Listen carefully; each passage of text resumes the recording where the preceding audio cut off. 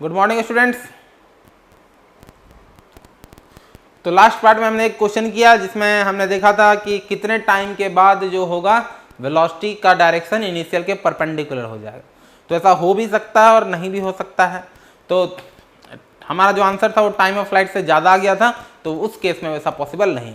ऐसे भी केसेस हो सकते हैं कि स्पीड और एंगल कुछ ऐसा रहे कि आपका आंसर टाइम ऑफ फ्लाइट के अंदर आ जाए, तो वो भी आपका वो आंसर उस केस में पॉसिबल है। ठीक है, तो अब देखिए ध्यान से, वेलोसिटी तो हमने देख लिया। अब हम लोग देखते हैं पोजीशन वेक्टर कि किसी पार्टिकल को आपने फेंका किसी स्पीड u से एट एन एंगल थीटा और ये इस तरह से प्रोजेक्टाइल मोशन कर रहा है। ये एक्स एक्सिस है आपका और this is the Y axis. तो आपसे पूछा जा रहा है position vector with respect to point of projection after time T, या डिस्प्लेसमेंट भी कह सकते हैं। तो मैं आपसे कहूं कि टाइम के साथ ये मूव कर रहा है, तो इसका पोजीशन वेक्टर इस पॉइंट के रिस्पेक्ट में, ये पॉइंट है O with point of projection. मान लीजिए टी टाइम पे यहां है, तो टी टाइम के बाद हमें एक जनरल कैलकुलेशन निकालना है कि क्वेश्चन ये है कि find the position vector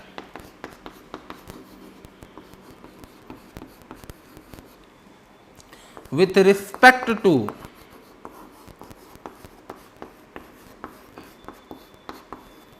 point of projection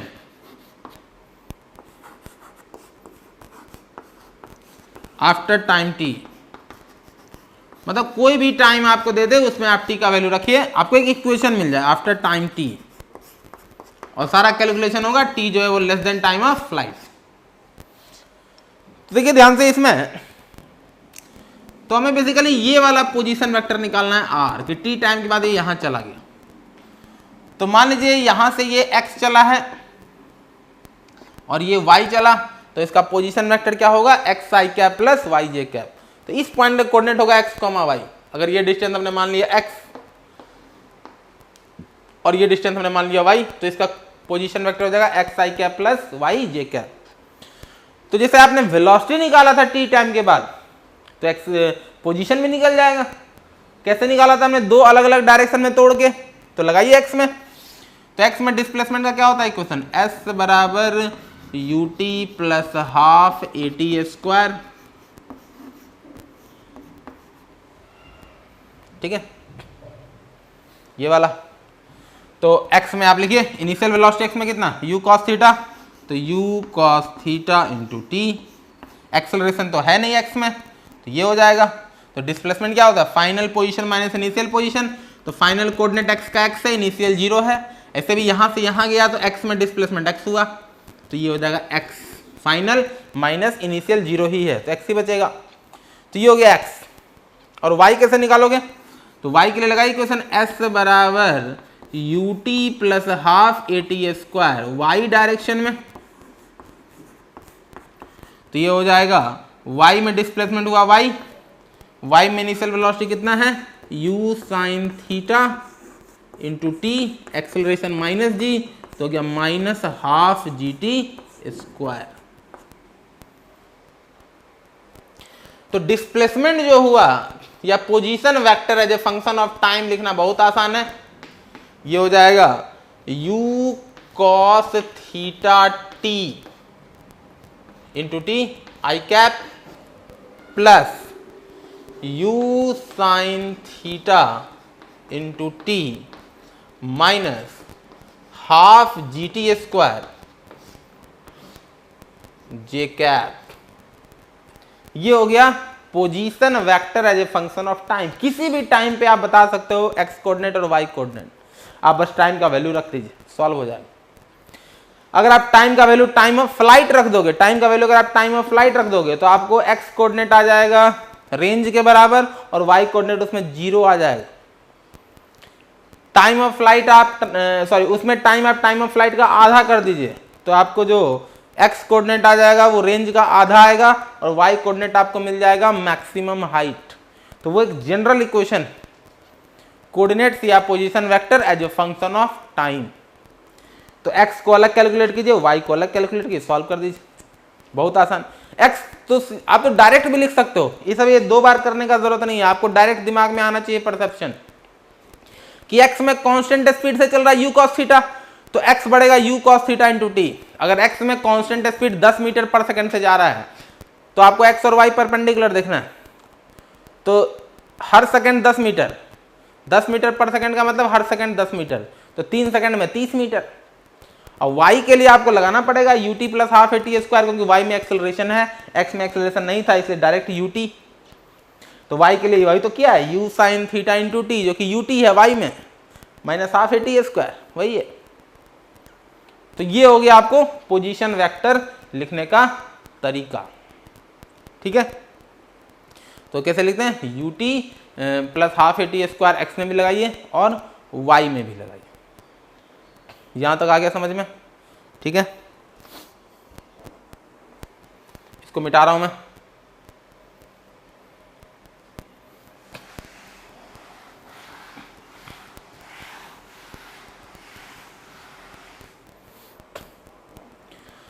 तो आप डायरेक्ट इसको ऐसे भी सॉल्व कर सकते हो, सीधा पोजीशन वेक्टर ही ले लीजिए, r direct ut plus half A T square. तो अब देखिए ध्यान से, इसमें आप ऐसे भी लिख सकते हो, पोजीशन वेक्टर r, ये हो गया डिस्प्लेसमेंट, ये हो गया ut पूरा वेक्टर के साथ प्लस हाफ वेक्टर के साथ ए टी स्क्वायर, तो ये हो गया ut कितना है u, इनिशियल स्पीड कितना है u cos theta I cap plus u sine theta J cap into T.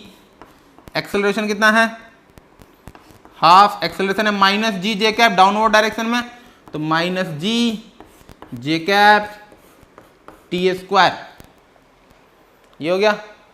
अब उसको आप सॉल्व कर लीजिए, तो u cos theta into T I cap हो जाएगा एक साथ, तो ये हो जाएगा u cos theta into T I cap plus J cap वाला एक साथ ऐड होता है, तो ये जे कैप हो गया u sine theta into T, और एक हो गया minus half G T square, तो ये हो गया u sine theta into T.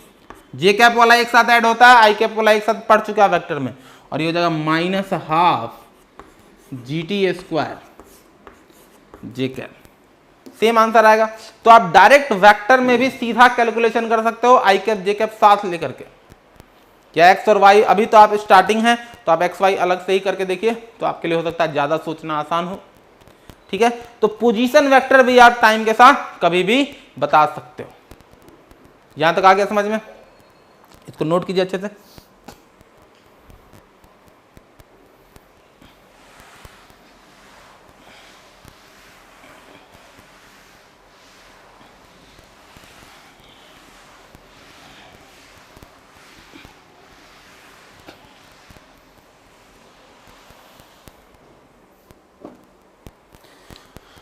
तो यहां तक आ गया समझ में। तो टाइम के साथ आप वेलोसिटी भी बता सकते हो पार्टिकल का, टाइम के साथ पोजीशन वेक्टर भी बता सकते हो, बस आपको कैलकुलेशन क्या करना है, एक्स में अलग वाई में अलग, बाद में दोनों को कंबाइन कर देना, ठीक है। अब देखिए ध्यान से, अब हम लोग आते हैं थोड़ा सा कुछ और स्पेशल कॉन्सेप्ट्स, कि ये जो पार्टिकल है प्रोजेक्टाइल मोशन जो कर रहा है, कि हमने क्या किया, किसी पार्टिकल को फेंका किसी स्पीड से u से एट एन एंगल थीटा, तो ये मोशन करेगा प्रोजेक्टाइल। ये कैसा मोशन करेगा, प्रोजेक्टाइल मोशन। यहां तक समझ में आता है सबको। अब देखिए ध्यान से, इसमें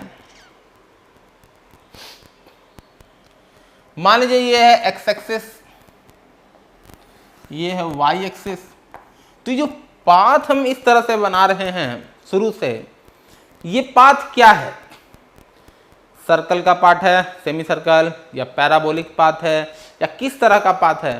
तो इक्वेशन ऑफ ट्रेजेक्ट्री लिखना आता है आपको, कि ट्रेजेक्ट्री का इक्वेशन कैसे लिखते हैं वो आपको मालूम।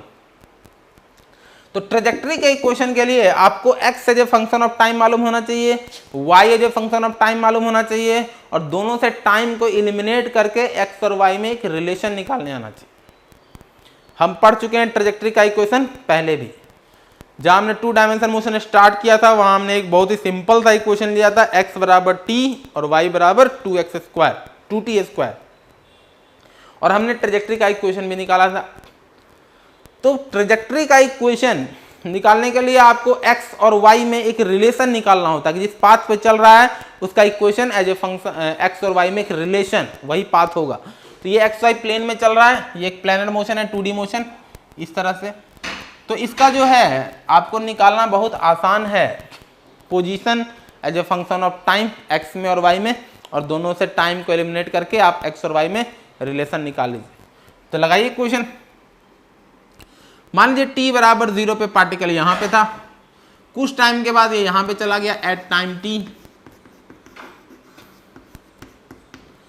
तो ये मान लीजिए इस समय इसका कोऑर्डिनेट है x, y। Coordinate x, y करने का मतलब ये एट टाइम t यहाँ पे है, t टाइम के बाद मतलब x में इसका डिस्प्लेसमेंट हुआ x और y में डिस्प्लेसमेंट हुआ y।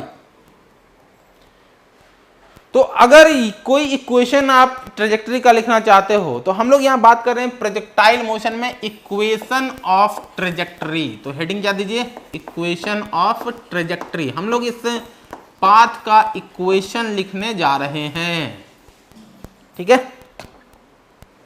तो इस पाथ का इक्वेशन लिखना बहुत आसान, एक्स और वाई का इक्वेशन लिखिए। तो आपको x अभी अभी आपने लिखा है कि अगर पार्टिकल t बराबर 0 पे यहाँ है, t टाइम के बाद डिस्प्लेसमेंट, तो लगाइए इक्वेशन s बराबर ut plus half at square x में। फिर से मैं कर दे रहा हूँ कैलकुलेशन। तो x में जो आपका डिस्प्लेसमेंट हुआ वो x हो गया, इनिशियल वेलोसिटी x में वही है u cos theta into t, और एक्सेलरेशन तो है नहीं तो यही हो जाएगा x वाला, और y वाला एंड y में लगाइए s बराबर ut plus half at square. तो y में डिस्प्लेसमेंट हो गया y, इनिशियल वेलोसिटी y में u साइन थीटा, टाइम हो गया t, एक्सेलरेशन माइनस g तो माइनस हाफ gt स्क्वायर, ठीक है। ये हो गया। अब देखिए ध्यान से, इसमें ये आ गया इक्वेशन x और y में। तो इक्वेशन 1 और इक्वेशन 2 में हमें टाइम को एलिमिनेट कर देना है और x और y में एक रिलेशन निकालना है। तो देखिए बहुत आसान है, आसानी से आप सॉल्व कर सकते हो। तो देखिए y का जो इक्वेशन है ये है u sine theta into T minus half G T square, यहां तक लिखा हमने। अब मैं क्या कर रहा हूं कि टाइम को हटा रहा हूं, तो टाइम को इक्वेशन 1 से हटा सकते हो, x और y में एक रिलेशन बन जाएगा, उसमें दो ही वेरिएबल बच जाएंगे x और y। तो यहां से आप इक्वेशन 1 से टाइम को क्या लिख सकते हो, x by U cos theta. तो ये हो जाएगा y equal to U sine theta into T का वैल्यू हो जाएगा x by U cos theta minus half G T square. T square हो जाएगा x by U cos theta का स्क्वायर, तो x square by U square cos square theta, इसको आप आगे ले जाइए। तो ये आ गया y equal to minus G by 2u square cos square theta x square plus u और u कट गया और ये आ गया sine theta by cos theta, तो ये आ गया x टेन थीटा।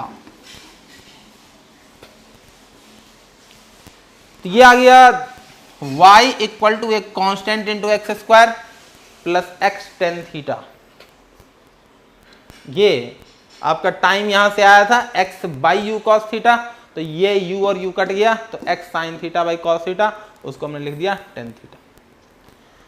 तो ये इक्वेशन देखिए कौन सा इक्वेशन दिख रहा है, ये जो इक्वेशन है y इक्वल टू ये minus G by two U square cos square theta X square. तो y और x में क्वाड्रेटिक इक्वेशन दिख रहा है, x में क्वाड्रेटिक एक्स स्क्वायर और इसका कोएफिशिएंट है नेगेटिव।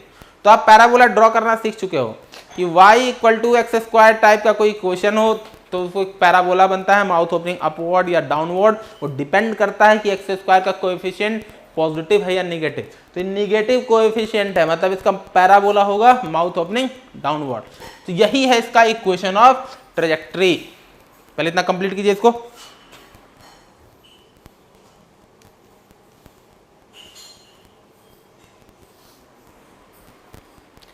तो इसको लिखेंगे इस तरह से, y equal to x tan theta minus ji x square by 2u square cos square theta.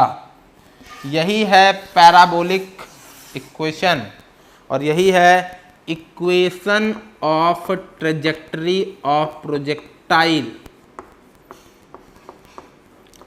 Equation of trajectory का मतलब आपको मालूम है पाथ, तो उसके पाथ का यही इक्वेशन। तो पार्टिकल का अगर आपको कोई भी कोऑर्डिनेट मालूम होगा किसी टाइम पे x, तो उसी समय y कितना होगा आप बता सकते हो। तो ये हो गया x और y में एक रिलेशन, ठीक है।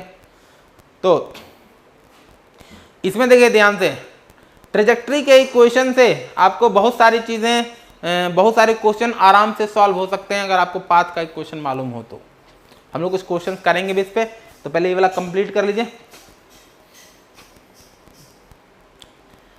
कंप्लीट हो गया, मिटा रहा हूं मैं इसको।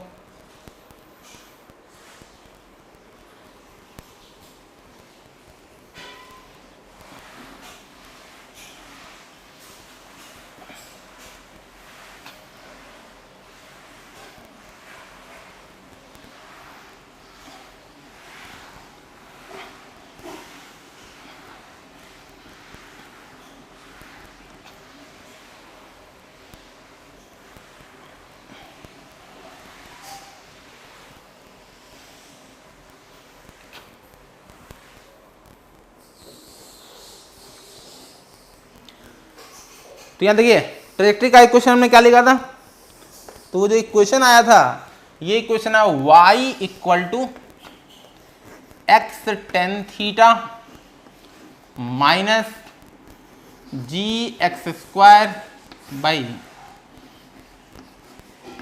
2u square cos square theta. ऐसा ही कुछ था।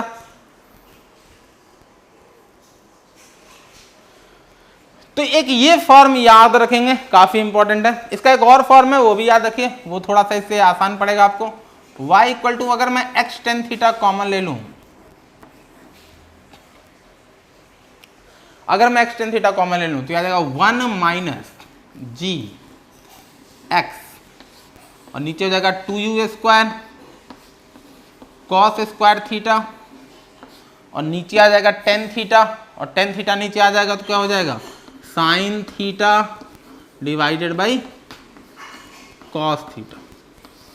और यहां से कॉस और कॉस से कट जाएगा तो आपको बचेगा y equal to x tan theta 1 minus x और ये हो जाएगा 2u square cos theta sine theta. इस जी को मैं नीचे लिख देता हूं, ऐसे लिख सकते हो आप। और ये जो टर्म है अगर आप ध्यान से देखोगे 2 साइन थीटा कॉस थीटा, ये साइन 2 थीटा हो जाएगा। ये यू स्क्वायर को छोड़ के जो टर्म बच गया ये पूरा term 2u square cos theta sine theta by G, ये रेंज है। अगर आप 2 को इसके साथ मिला दिए साइन 2 थीटा हो जाएगा तो आएगा U square sine 2 theta by G. तो इसका जो इक्वेशन है y equal to x tan theta into 1 minus x by R. एक फॉर्म ये भी है, इसको ऐसे भी याद रखेंगे कि y equal to x tan theta into 1 minus x by R. ये एक फॉर्म ये है ट्रेजेक्टरी का इक्वेशन। और एक जनरल ये वाला y equal to x tan theta minus ji x square by 2u square cos square theta. तो ये ट्रेजेक्टरी का इक्वेशन।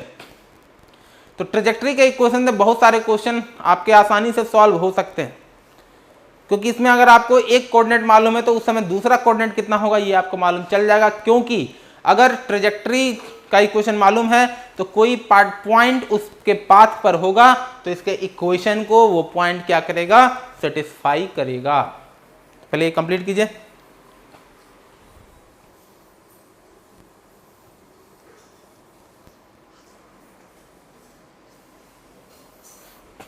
इसको मिटा रहा हूं मैं।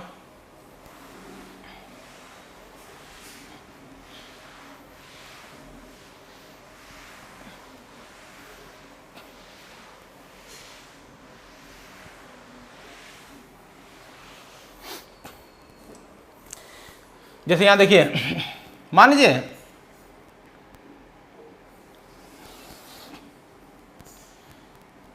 यहां से आप किसी पार्टिकल को प्रोजेक्ट कर रहे हो, ठीक है, पार्टिकल को आपने प्रोजेक्ट किया और यहां से 20 मीटर दूरी पर एक टारगेट है, यहां पे आपको इसको हिट करना है। 10 मीटर हाइट है इसका, ये है टारगेट। टारगेट मतलब इसको हिट करना है, ठीक है। यहां से आपने एक बॉल प्रोजेक्ट किया और बॉल फेंकने का स्पीड आपका है 20 मीटर पर सेकंड, या कोई बुलेट समझ सकते हो, एक जैसे वो आपका गुलेल वगैरह आता है वो हिट करने वाला, कि बॉल को पकड़ के आप उसको 20 मीटर पर सेकंड से छोड़ दीजिए, कि आप उसको खींच करके आपने एक स्पीड दे दिया तो 20 मीटर पर सेकंड से। तो मान लीजिए पेड़ पे कोई बंदर है या पेड़ पे कोई फल है, आप उसको तोड़ना चाह रहे हो या बंदर को मारना चाह रहे हो। अब असली बंदर को मारना गलत बात है, नहीं तो एनिमल राइट्स वाले आ जाएंगे, इसलिए बंदर को भी हटा देते हैं। मान लीजिए कोई पेड़ पे कोई फल है, ठीक है, तो उस पर आप ये एंगल, कितना एंगल रखें कि आप उससे 20 मीटर पर सेकंड से फेंक सकते हो, ठीक है। तो कितना एंगल पे रखें कि उसको हिट करें। अगर आप बिल्कुल निशाना बना करके मारोगे तो नहीं लगेगा। अगर मान लीजिए आप बिल्कुल इस पे निशाना बना करके इस तरह से ऐसे निशाना बना के मारिए, इस तरह से बिल्कुल सीधा, तो अगर आप निशाना बना के मारोगे और बंदर को प्रोजेक्टाइल मोशन मालूम है, तो बंदर को मालूम है कि प्रोजेक्टाइल मोशन की ऐसे घूमेगा नीचे, क्योंकि नीचे एक्सेलरेशन है, एक्सेलरेशन वेलोसिटी को अपनी तरफ करना चाहता है, तो वो आराम से वहीं बैठा रहेगा, कोई दिक्कत नहीं हो। ये निशाना बना के मारोगे तो इसे जाके घूम जाएगा ही, उसको लगेगा ही। तो अभी हम लोग ये हटा रहे हैं, ये अभी केस, इस पे हम लोग और डिटेल में करेंगे डिस्कस। तो यहाँ पे जो क्वेश्चन है आपका, क्वेश्चन ये है कि कितने एंगल थीटा पे प्रोजेक्ट किया जाए कि वो टारगेट को हिट करे। तो क्वेश्चन क्या है समझ में आइए। तो find theta so that particle will hit the target, particle will hit the target, यही है क्वेश्चन, ठीक है। तो अब देखिए ये बहुत आसान है। अगर ये पार्टिकल इस टारगेट को हिट करेगा तो इसके पाथ पर होगा ही, ये कैसे भी अगर मान लीजिए जा रहा होगा उसके पाथ पर होगा, कहीं ना कहीं आएगा इसके पाथ पे, मतलब इसके ट्रेजेक्ट्री के इक्वेशन को सेटिस्फाई करेगा। तो ट्रेजेक्ट्री का इक्वेशन आपको मालूम है क्या है, y equal to x tan theta minus ji x square by 2u square cos square theta. ये आपको ट्रेजेक्ट्री का इक्वेशन इसका मालूम। तो मतलब ये अगर टारगेट को हिट करना है तो पाथ पर वो पॉइंट होना चाहिए, और उस पॉइंट का कोऑर्डिनेट कितना है 20,10। तो उस पॉइंट का कोऑर्डिनेट 20,10, तो मतलब y है 10 और x है 20 10 थीटा माइनस जी का वैल्यू 10, एक्स स्क्वायर कितना हो जाएगा 400 बाई 2, यू स्क्वायर कितना हो जाएगा 400 कॉस स्क्वायर थीटा। यही क्वेश्चन को सॉल्व कर लेना है, थीटा निकल जाएगा। तो यहां से इक्वेशन जो बनेगा आपका बहुत आसान है। यहां देखिए तो इक्वेशन क्या बनेगा इसमें, 10 इक्वल टू 20 10 थीटा माइनस, और ये हो गया 5 कॉस 1 बाई कॉस को आप सेक स्क्वायर लिख सकते हो, 5 सेक स्क्वायर थीटा। तो ऑब्वियसली ट्रिग्नोमेट्री आप पढ़ चुके हो, अभी तक नहीं भी पढ़े हो तो ये इक्वेशन कोई बहुत बड़ा चीज है नहीं, आप आराम से सॉल्व कर सकते हो। 5 से मैंने डिवाइड कर दिया 2, 4 tan theta. Sec square theta को आप tan स्क्वायर थीटा में कन्वर्ट कर सकते हो। सेक स्क्वायर थीटा और tan स्क्वायर थीटा में रिलेशन होता है। Sec square theta minus tan square theta equal to 1। तो सेक स्क्वायर थीटा क्या लिख सकते हो, 1 प्लस tan स्क्वायर थीटा। तो ये क्वाड्रेटिक बन जाएगा tan स्क्वायर थीटा में। तो आ जाएगा tan square theta minus 4 tan theta plus 3 equal to 0। ये हो गया। तो यहां से आ जाएगा tan square theta minus 3 tan theta minus tan theta plus 3 equal to 0। tan theta common, तो आ जाएगा tan theta minus 3 into tan theta minus 1। तो दो सॉल्यूशन आ गए। एक सॉल्यूशन आएगा tan थीटा इक्वल टू 1 मतलब थीटा इक्वल टू 45 डिग्री, और दूसरा tan थीटा इक्वल टू 3 मतलब थीटा इक्वल टू, ये कोई स्टैंडर्ड एंगल तो है नहीं, तो आप कैसे लिखना है, tan इनवर्स 3। दो आंसर, एक थीटा 45 और एक थीटा tan इनवर्स 3। कौन सा एंगल ज्यादा है, 45 ज्यादा है या tan इनवर्स 3? tan थीटा 1 है और tan थीटा 3। 0 से 90 में जैसे जैसे आप एंगल बढ़ाते जाओगे tan थीटा बढ़ता है 0 से इनफाइनाइट तक, tan 0 0 tan pi by 2 infinite. तो वो tan थीटा 3 और ये tan थीटा 1, तो वो एंगल ज्यादा है। तो दो आंसर है, कौन सा लेना है, पहला या दूसरा या दोनों? तो इसके आंसर दोनों होंगे। देखिए, क्योंकि ये दो केस बन सकता है। एक ऐसा हो सकता है कि आप ये जा रहे हैं और ऊपर जाने में ही आपको हिट हो गया। अगर आप एंगल थोड़ा ज्यादा रखोगे तो ऐसा हो सकता है कि बॉल ऊपर से जा करके ये नीचे आते समय हिट करे। एंगल अगर आप ज्यादा रखोगे तो हो सकता है ये ऊपर से जा करके नीचे आते समय हिट करे। ये भी केस हो सकता है कि नहीं हो सकता? एक तो केस हो सकता है कि आप अभी जा ही रहे ऊपर, उसी समय हिट हो गया। एक ऐसा केस कि एंगल ऑफ प्रोजेक्शन अगर आप बढ़ा दीजिए तो ऐसा पॉसिबल है कि ये ऊपर से जा करके फिर नीचे लौटते समय हिट करे। तो दूसरा केस वही वाला है। एक केस में जाते समय हिट हो जाएगा कि ऊपर अभी जा ही रहा और ऊपर उठता, और एक केस में आपका ऊपर से नीचे आते समय। तो दो केस बन सकते हैं, कोई दिक्कत नहीं। तो इसमें आंसर ये भी होगा और ये भी होगा, दो आंसर। तो ट्रेजेक्ट्री का इक्वेशन काफी इंपॉर्टेंट, तो इसको नोट कीजिए अच्छे से, समझ में आए। इस पे मैं आज एक और क्वेश्चन दूंगा आपको, जो व्हाट्सएप ग्रुप है आपका, उसमें मैं आपको एक और क्वेश्चन भेजूंगा, वो आपको सॉल्व करना है, ठीक है। यहाँ तक आ गया समझ में? या नेक्स्ट क्लास में भी हम लोग कुछ और क्वेश्चन कर लेंगे ट्रेजेक्ट्री के। इसको अच्छे से नोट कीजिए, बाकी चीजें देखते हैं अगली क्लास में।